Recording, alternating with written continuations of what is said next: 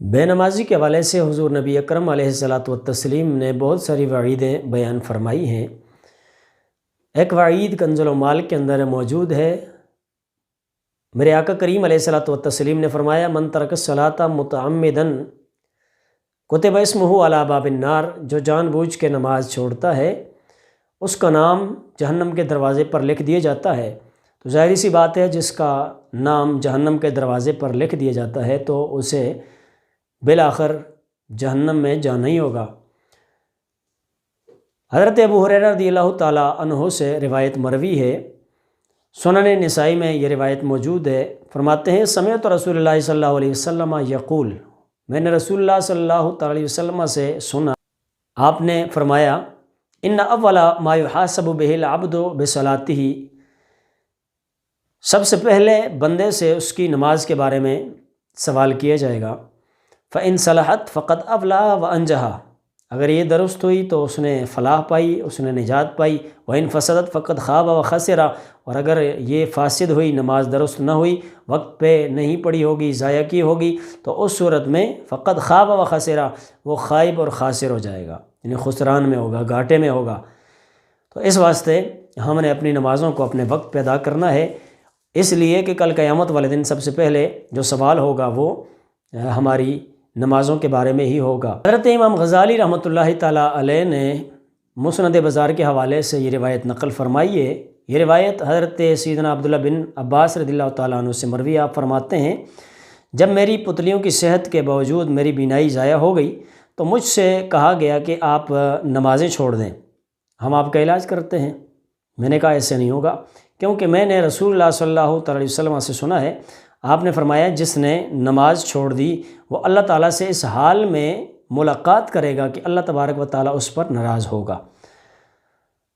تو حضرت عبداللہ بن عباس رضی اللہ تعالیٰ عنہ یہ فرمانا چاہتے ہیں کہ دنیا کے اندر اگر میری آنکھیں جو ہیں یہ درست نہیں ہیں، مجھے نظر کچھ نہیں آتا ہے تو کوئی بات نہیں ہے، لیکن آخرت میں اللہ پاک کے ساتھ ملاقات اس حالت میں نہیں ہونی چاہیے کہ اللہ پاک مجھ سے ناراض ہو۔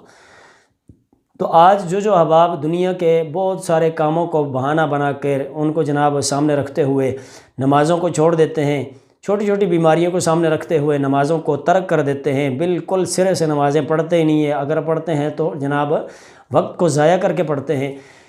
تو ان احباب کو یہ سبق حاصل کرنا چاہیے اس روایت سے کہ دنیا جیسی بھی ہو گزر جانی ہے، آخرت کی فکر ہم نے کرنی ہے، آخرت کی سوچ کرنی ہے، آخرت کی بلائی جس میں ہو، آخرت کی خیر جس میں ہو، وہی سب سے بہترین معاملہ ہوتا ہے۔ دنیا ویسے بھی گزر جانی ہے تو اس واسطے دنیا کے کام جو ہیں وہ بھی ٹھیک ہے کرتے رہیں، لیکن اس کے ساتھ ساتھ اپنی آخرت کی فکر کریں۔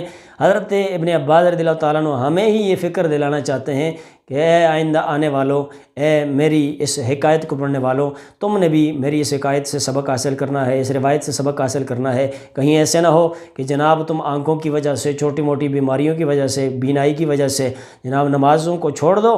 نہیں، نمازوں کو نہیں چھوڑنا ہے۔ کیا پتہ ہے جب نمازوں کو چھوڑو اور انہی دنوں کے اندر، انہی لمحات کے اندر، انہی گھڑیوں کے اندر جب فرشتہ اجل آ جائے، موت واقع ہو جائے، تو پھر اللہ پاک سے اس حال میں ملو کہ اللہ پاک ناراض ہو، تو وہ سب سے کڑا وقت ہوتا ہے، وہ سب سے جناب مشکل ترین وقت ہوتا ہے۔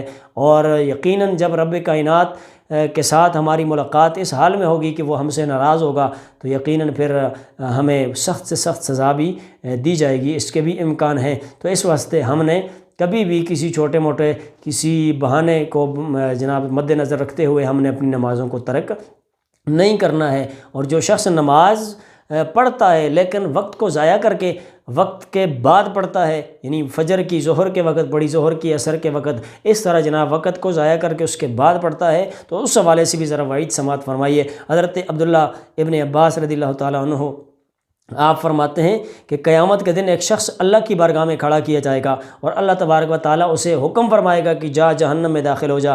وہ پوچھے گا، یا اللہ مجھے کس لیے جہنم میں بھیجا جا رہا ہے؟ تو وہ شخص جو ہوگا اس کو اللہ پاک ارشاد فرمائے گا کہ تو نمازوں کو ان کے اوقات سے مؤخر کر کے، لیٹ کر کے، ضائع کر کے، قضا کر کے پڑھا کرتا تھا، اس واسطے تو جہنم میں چلا جا۔ اور دوسری بات اللہ پاک کی جناب سے اس کو یہ کہی جائے گی کہ تو میرے نام کی جھوٹی قسمیں کھایا کرتا تھا، تو یہ کہا کرتا کہ اللہ کی قسم میں نے یہ چیز اتنے کی خریدی ہے، حالانکہ وہ قسم جھوٹی ہوتی تھی۔ جھوٹی قسمیں کھا کے یہ کہا کرتا تھا میں نے یہ کام ایسے کیا ہے، حالانکہ وہ ایسے کام اس طرح نہیں کیا ہوتا تھا۔ تو اس واسطے جھوٹی قسمیں تو میرے نام کی کھایا کرتا تھا، اس واسطے تو جہنم میں چلا جا۔ اور تو نمازیں نہیں پڑھتا تھا، نماز پڑھتا بھی تھا تو اپنے وقت سے مؤخر کر کے پڑھتا تھا، تو جہنم میں چلا جا۔ اللہ پاک ایسے بندے کو جو نماز کو اپنے وقت پہ ادا نہیں کرتا ہے جہنم میں پھینک دے گا، جہنم میں بھیجے گا، اور جو اللہ کے نام کی جھوٹی قسمیں کھائے گا اللہ پاک اس کو بھی جہنم میں بھیجے گا۔ بالآخر وہ اپنا جو عذاب ہے اس کو پورا کریں گے اور کلمہ پڑھنے کی بدولت پھر بالآخر جنت میں جائیں گے۔ لیکن جہنم کی آگ کوئی عام آگ نہیں ہے۔ آج دنیا کی آگ کے اندر جناب چند سیکنڈ ہم گزار نہیں سکتے ہیں، تو جہنم کی آگ میں ہم جناب بہت زیادہ وقت کیسے گزار سکیں گے؟ جیسے کہ روایت کے اندر موجود ہے جو شخص جان بوجھ کے نماز چھوڑتا ہے اس کو 2,88 سال جہنم کی آگ میں جلایا جائے گا۔ تو کون سا ایسا بندہ ہے جو اس سخت ترین سزا کو برداشت کر سکے؟ تو کوئی بھی ایسا نہیں ہے۔ تو اس واسطے ہمیں اس امر کی ضرورت ہے کہ ہم جناب آج ہی سے اپنی نمازوں کو قائم کریں، آج ہی سے ہم نمازی بن جائیں۔ اور جو شخص نماز نہیں پڑھتا ہے محدثین کرام فرماتے ہیں کہ کل قیامت والے دن سب سے پہلے بے نمازی بندے کا چہرہ کالا کیا جائے گا، اور وہ بے نمازی کو اللہ تبارک و تعالی جو ہے لملم وادی میں ڈالے گا۔ جہنم کی ایک وادی ہے جس کا نام لملم ہے، اور یہ لملم وہ وادی ہے کہ جس کے اندر سانپ ہی سانپ رہتے ہیں، اور سانپ جو ہوں گے وہ کیسے ہوں گے؟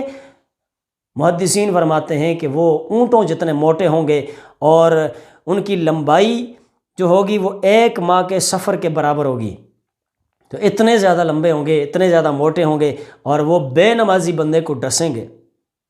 آج اگر سانپ جو ہے وہ ہمارے رستے میں آ جائے، حالانکہ وہ اپنے رستے پہ جا رہے ہوتے ہیں، ہم اپنے رستے پہ جا رہے ہوتے ہیں، ہم اس سے جناب ڈر کے بھاگ جاتے ہیں، وہ خوف جناب پوری رات ہمارے دل سے نہیں اترتا ہے۔ لیکن خود سوچو کہ جس وقت سانپوں کی ڈیوٹی لگائی جائے گی کہ یہ بے نمازی تھا، یہ نمازوں کا اہتمام نہیں کیا کرتا تھا، نمازیں نہیں پڑھتا تھا، اس واسطے تو نے اس کو ڈستے رہنا ہے، تو پھر خود سوچیں کہ جب ڈیوٹی لگائی جائے گی ہمارے اوپر سانپوں کی ڈسنے کے حوالے سے، تو پھر ہم جناب اس سے کیسے چھٹکارا حاصل کریں گے؟ اور ڈس جو ہوگا وہ کتنا سخت ہوگا۔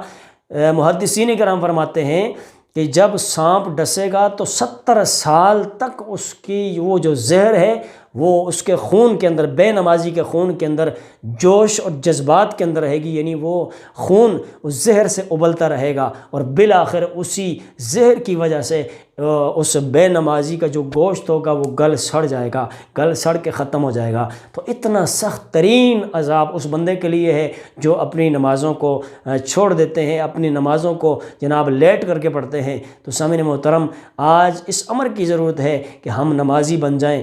ہم صحیح العقیدہ ہونے کے بعد اپنی نمازوں کے قیام کے حوالے سے سوچیں، فکر کریں۔ جو لوگ نماز نہیں پڑھتے ہیں ان تک کم از کم یہ پیغام پہنچائیں تاکہ وہ لوگ بھی نمازی بن جائیں۔ اگر کوئی بندہ آپ کی وجہ سے نمازی بن جائے گا تو جتنا ثواب نماز پڑھنے کا اسے ملے گا اتنا ہی آپ کو بھی ملے گا۔ اس واسطے نیکی کے کاموں کی اشاعت بھی کرنی چاہیے، نیکی کی جو بات ہو اس کو پھیلانا بھی چاہیے تاکہ لوگ آئے روز نیک ہی بنتے جائیں، برائی سے باز رہیں۔ اللہ پاک ہم سب کو نمازیں پڑھنے کی توفیق نصیب فرمائے اور جہنم کے اتنے سخت ترین عذابوں سے ہم سب کو محفوظ فرمائے۔ اللہ پاک اپنی بندگی کی ہمیں توفیق نصیب فرمائے۔